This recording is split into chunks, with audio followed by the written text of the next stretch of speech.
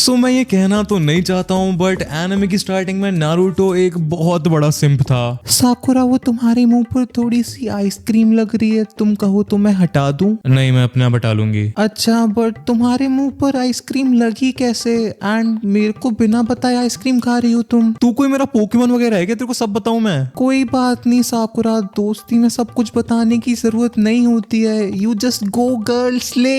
ये किस को मेरी टीम में रख दिया है भाई।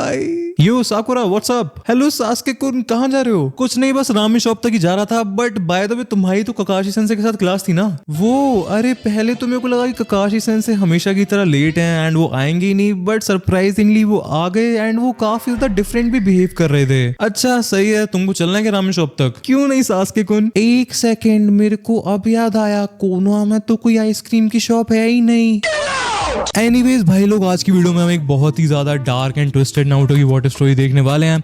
एंड ट्रस्ट मी, जब मैं कह रहा हूँ डार्क तो मैं लिटरली इस चीज को मीन कर रहा हूँ। एंड हमारी स्टोरी वाला नारुतो सिंप नहीं होगा, वो बहुत ही ज्यादा इंटेलिजेंट, स्किल्ड एंड मैनिपुलेटिव होने वाला है। इस वाली वीडियो का लाइक गोल है 3000 लाइक्स का, इसलिए प्लीज वीडियो को लाइक कर लेना। एंड अगर तुम्हें नारुतो की और भी ज्यादा क्रेजी वाटर स्टोरीज देखनी है तो चैनल को सब्सक्राइब कर लेना। एनीवेज, आज की स्टोरी का टाइटल है what if Danzo raise Naruto from childhood. And भाई मेरी मानो, ये वाली स्टोरी इतनी ज्यादा इंसेन होने वाली है कि तुम्हारा दिमाग घूम जाएगा। ऑलराइट, बिना टाइम वेस्ट किए अब स्टोरी को स्टार्ट करते हैं। तो स्टोरी स्टार्ट होती है जब नारुतो सिर्फ 4 साल का था एंड नारुतो ने ऑलरेडी डिसाइड कर लिया था कि उसे एक निंजा बनना है। नारुतो बूढ़ो हिरुज़न के पास जाता है, जो कि ऑफ कोर्स कोनोहा का होकागे है। एंड वो चिल्ला के कहता है, हिरुज़न चीचा बहुत हो गया, मेरे को निंजा अकेडमी में भेज दो, मेरे को एक निंजा बनना है। बट हिरुज़न कहता है, नारुतो मैं तुम्हें निंजा अकेडमी में नहीं भेज सकता हूँ। एंड यहाँ पर एक बहुत ही ज्यादा सैड रियलिटी ये है कि हिरुज़न नारुतो को अकेडमी में इसलिए नहीं भेज रहा था क्योंकि नारुतो के अंदर कुरामा सील था एंड पूरे कोनोहा के लोग नारुतो से बहुत ज्यादा नफरत करते थे। ओरिजिनल स्टोरी में भी यही होता है, बट एटलीस्ट हिरुज़न नारुतो को अकेडमी में जाने देता है। बट यहाँ पर हिरुज़न ने नारुतो को कंप्लीटली रिजेक्ट कर दिया था। नारुतो बहुत ही ज्यादा सैड होकर घर से भाग जाता है एंड वो होकागे माउंटेन पर जाकर बैठ जाता है, जो कि उसकी फेवरेट जगह थी। एंड यहाँ से चीजें बहुत ही ज्यादा डार्क होने वाली हैं। नारुतो जब होकागे माउंटेन पर अकेला बैठा हुआ था, तभी उसके पास एक आदमी आता है जिसकी आधी शक्ल पर बैंडेजेस थे, एक पूरी की पूरी आंख पर बैंडेजेस थे एंड उसका पूरा राइट आर्म भी बैंडेजेस में कवर था। ये आदमी कोई और नहीं, हरामी डांजो शिमुरा था। एंड भाई अगर तुमने नारुतो देखा है तो तुमको पता ही कि ये आदमी कितना ज्यादा मनहूस है। डांजो नारुतो से कहता है, तुम सच में निंजा बनना चाहते हो नारुतो? तुम सच में मेहनत करने के लिए तैयार हो? नारुतो की आंखें ये सुनकर चमक जाती हैं। वो कहता है, हाँ मेरे को सिर्फ और सिर्फ निंजा ही नहीं बनना है,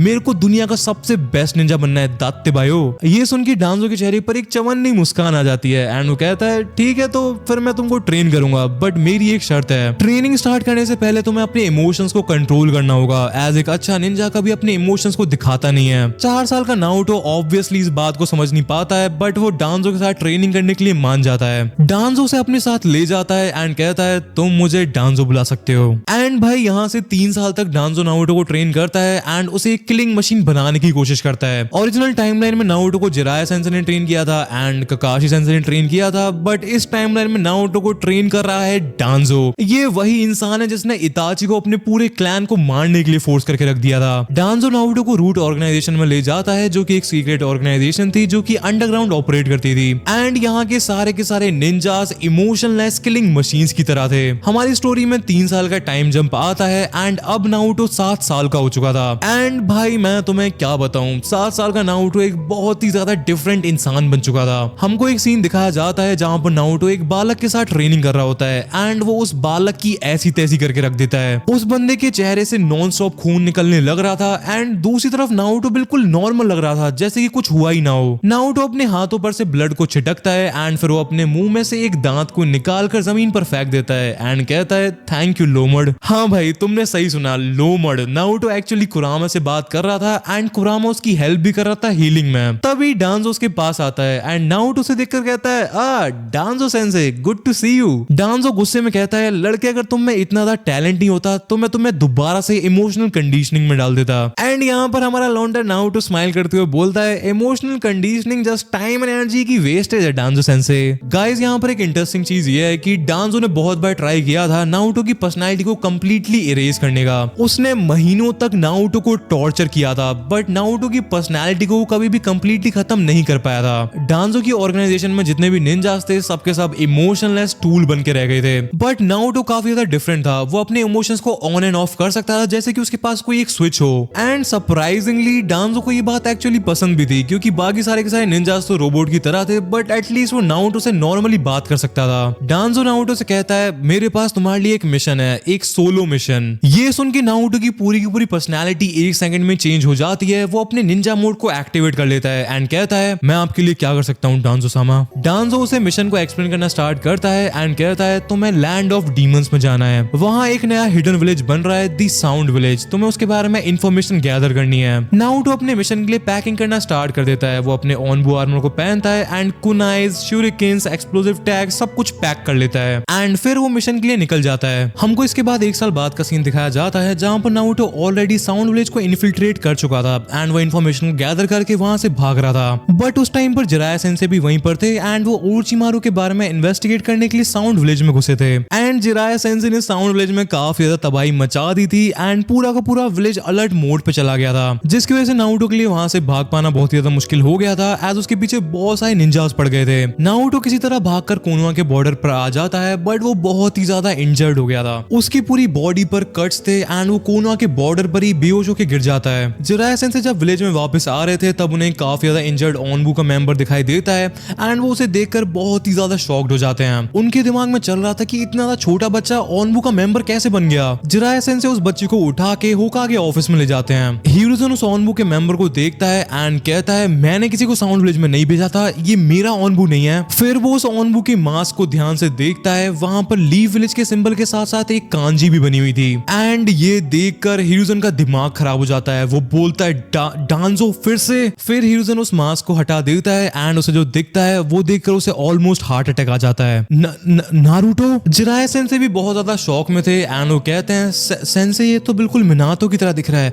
वेट सेंसे कहीं ये मिनातो का बेटा तो नहीं है? हिरुज़न अपना सर हिलाता है एंड बोलता है हाँ जिराया ये मिनातो का ही बेटा है, डांजो ने इसे अपने कंट्रोल में ले लिया है। जिराया सेंसे ये सुनकर बहुत ही ज्यादा गुस्से में आ जाते हैं। वो कहते हैं डांजो ने मिनातो के बेटे को एक इमोशनलेस किलिंग मशीन बना के रख दिया है। सेंसे आज मेरे को रोकना मत, मैं उसे मार डालूंगा। रुको जिराया। हिरुज़न जिराया सेंसे को रोकता है एंड कहता है काउंसिल तो स्टार्टिंग से ही चाहती थी कि नारुतो को डांजो ही ट्रेन करे एंड अगर ये बात बाहर गई तो वो डांजो की साइड लेंगे। जिराया सेंसे कहते हैं तो हम क्या करें फिर, डांजो के हर एक निंजा पर एक स्पेशल सील होती है, ये हमें कुछ नहीं बताएगा। हिरुज़न बहुत ज्यादा सीरियस टोन में बोलता है हम इसे डांजो से दूर ले जाएंगे एंड इसे सील कर देंगे। क्या सील कर देंगे? हिरुज़न की नेक्स्ट लाइन सुन के जिराया सेंसे की होश उड़ जाते हैं। सब कुछ। जिराया सेंसे बहुत ही ज्यादा कंफ्यूज थे एंड वो बोलते हैं सब कुछ मतलब? हिरुज़न एक्सप्लेन करता है उसकी सारी मेमोरीज, उसके सारे स्किल्स, उसकी सारी ट्रेनिंग, सब कुछ सील करना पड़ेगा। डांजो ने इसे इतना ट्रेन कर दिया है एंड इतना ज्यादा डेडली बना दिया है कि अभी से एक जोनिन के लेवल पर पहुंच चुका है। अगर हम सिर्फ और सिर्फ इसकी मेमोरीज को सील करेंगे तब भी ये बहुत ज्यादा पावरफुल रहेगा, जिससे सारे निंजा अकेडमी के बच्चों को खतरा होगा। जिराया सेंसे के पास भी कोई और चॉइस नहीं थी एंड वो भी इवेंचुअली मान जाते हैं। दोनों हिरुज़न एंड जिराया नारुतो को होकागे टावर के नीचे ले जाते हैं एंड एक कॉम्प्लेक्स सीलिंग jutsu का यूज करके नारुतो की सारी मेमोरीज एंड स्किल्स को सील कर देते हैं। नारुतो का पूरा बचपन, उसकी सारी ट्रेनिंग, डांजो के साथ बिताए हुए 3 से 4 साल, सब कुछ लॉक होकर उसके एक माइंड के कॉर्नर में छुप जाते हैं एंड उस गैप को फिल करने के लिए उसके दिमाग में 3 से 4 सालों की फेक मेमोरीज भी डाल दी जाती हैं। इसके बाद हमको 4 साल का टाइम स्किप दिखाया जाता है एंड नारुतो 12 साल का हो चुका था एंड ये नारुतो बिल्कुल डिफरेंट था। ये वही नारुतो है जिसको हम बहुत ज्यादा अच्छे से जानते हैं, हमारा लो IQ अच्छे दिल वाला नारुतो जो कि बात पे दाते बाय चिल्लाता रहता है। नारुतो की मेमोरीज को सील करने के बाद हिरुज़न ने फाइनली काउंसिल को कन्विंस कर लिया था नारुतो को निंजा अकेडमी में भेजने के लिए।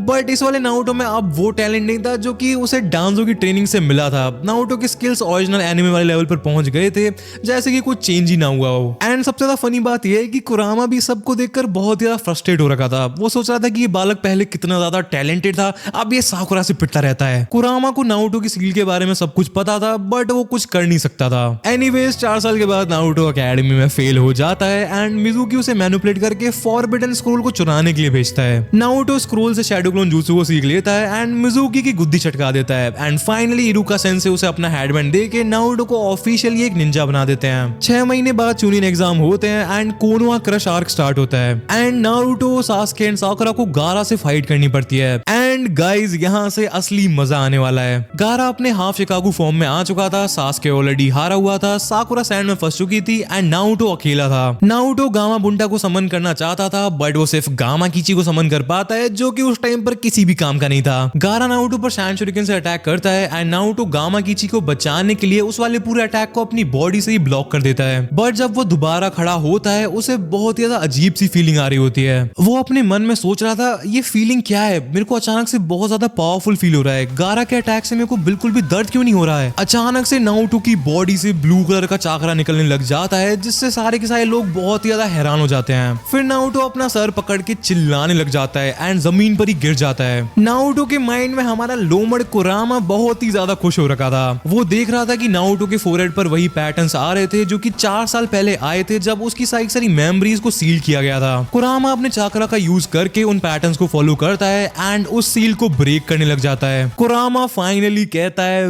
Welcome back Naruto Uzumaki. बाहर नारुतो की बॉडी पर बहुत ही ज्यादा अजीब से पैटर्न्स बन गए थे उसी सील की वजह से। नारुतो को ऐसे देखकर टिमारी कहती है सब के सब एक से बढ़कर एक नमूने हैं, किसी की पूंछ निकल रही है, किसी के सींग निकल रहे हैं, कोई अपना सर पकड़ के चिल्लाने लग रहा है, मेरा दिमाग खराब करके रख दिया इन लोगों ने। अचानक से नारुतो की बॉडी पर जो सारे पैटर्न्स आए थे वो रेड कलर के हो जाते हैं एंड आसपास के सारे लोगों को बहुत ही ज्यादा मैसिव प्रेशर फील होता है। किसी को भी समझ में नहीं आ रहा था कि नारुतो के साथ हो क्या रहा है। फिर अचानक से नारुतो की बॉडी पर से वो सारे के सारे पैटर्न्स गायब हो जाते हैं। नारुतो बहुत जोर से चिल्लाता है बट फाइनली उसका हेडेक चला गया था। एंड गाइज यहाँ से चीजें बहुत ज्यादा इंटरेस्टिंग होने वाली हैं। नारुतो खड़ा होता है, अपनी उंगलियों को चटकाता है, अपने पैरों को हिलाता है एंड उसकी आंख के नीचे एक स्कार आ चुका था जो कि पहले नहीं था। ये एक बैटल स्कार था जो कि उसे उन 3-4 सालों के बीच में मिला होगा बट होकागे टावर में मेडिकल निंजास ने नारुतो के स्कार को भी सील कर दिया था। नारुतो अपने हाथों को देखकर कहता है कुरामा मेरे को बहुत ज्यादा वीक फील हो रहा है, मेरे साथ क्या हुआ था, I am very confused. Sasuke Naruto को देखता है एंड उसे कुछ भी समझ में नहीं आ रहा था कि यहाँ पर हो क्या रहा है। ये वही नारुतो था जैसे वो बहुत अच्छे से जानता था बट उसे वो सेम नहीं लग रहा था। नारुतो की मूव करने की स्टाइल ही बिल्कुल चेंज हो गई थी, वो बहुत ही ज्यादा अलर्ट एंड कंफ्यूज लग रहा था। नारुतो बहुत कामली गारा की तरफ देखता है बिना किसी डर के, बिना किसी इमोशंस के एंड कहता है ऑलराइट गारा, आई डोंट नो कि मेरे साथ क्या चल रहा है बट मेरे को इस सब के आंसर चाहिए एंड उसके लिए मेरे को कोनोआ वापस जाना पड़ेगा एंड मेरे को लगता है कि कोनोआ वापस जाने के लिए मेरे को तुम्हारी गुद्दी तो छटकानी पड़ेगी, इसलिए गेट रेडी गारा। तो भाई लोग आज वाला एपिसोड यहीं पे खत्म होता है बट मैं तुम लोगों को बता दूं कि आगे वाली स्टोरी बहुत ही ज्यादा इंसेन होने वाली है। नारुतो को अपनी सारी मेमोरीज वापस मिल चुकी हैं, उसके सारे स्किल्स अनलॉक हो चुके हैं एंड अब वो जान चुका है कि हिरुzen एंड जिराया ने उसके साथ क्या किया था। डांजो को भी आगे पता चली जाएगा कि उसका वेपन वापस आ चुका है एंड ओरोचिमारू को भी इवेंचुअली पता चल जाएगा कि नारुतो क्या चीज बन चुका है। एंड सबसे बड़ी बात, नारुतो अब बहुत ज्यादा इमोशनल नहीं है, वो अपने इमोशंस को कंट्रोल कर सकता है बट हाँ वो अभी भी फील कर सकता है दूसरों के इमोशंस एंड अपने इमोशंस भी। इसका मतलब ये है कि वो ओरिजिनल नारुतो से भी ज्यादा डेंजरस है क्योंकि उसके पास दोनों चीजें हैं, skills and heart. Anyways video को लाइक कर देना भाई लोग एंड 3000 लाइक जल्दी जल्दी करवा देना एंड चैनल को सब्सक्राइब कर लेना।